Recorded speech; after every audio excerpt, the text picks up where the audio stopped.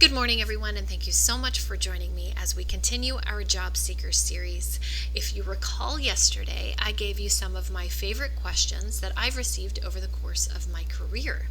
And as I was preparing for today's topic today, I thought of one glaring omission, and that was really understanding what the interview process for the organization that you're interviewing with, what that interview process is, so that you can understand time frame. You have follow-up expectations.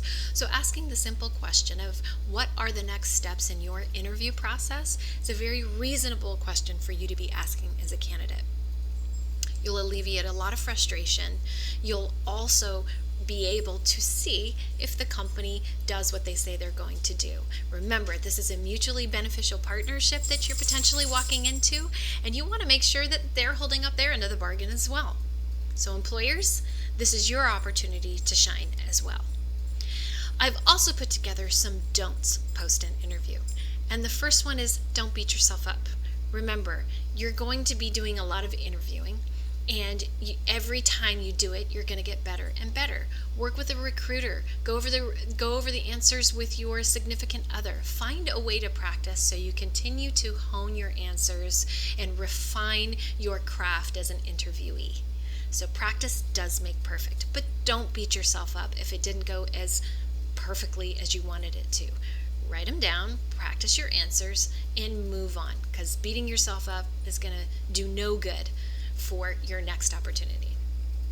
The second is don't post about your interview on social media. I see that happen a lot, and you have to come from the mindset that the company that you're potentially interviewing with is watching you, and you want to make sure that you put your best foot forward. So berating a hiring manager or experience, it's just going to do you no good. I want you to walk into an interview thinking that the person that you're sitting in front of or video interviewing with could potentially be a future contact or even future friend. So walk into it with that mentality, and you won't walk away frustrated. And the final one is make sure you don't ghost the hiring manager.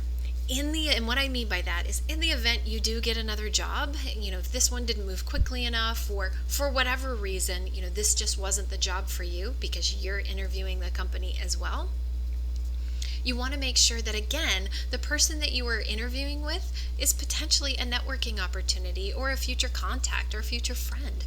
Don't leave them hanging if you get another opportunity. And I see that happen a lot where a candidate just disappears. And we don't want you to do that, because even if you didn't want our opportunity, we may want to stay in contact with you so that we have opportunity to work with one another in the future. So again, just look at those connections or interviews as opportunities for future connects. So those are our words of wisdom for today. Join me here tomorrow, and you guys make it a great day.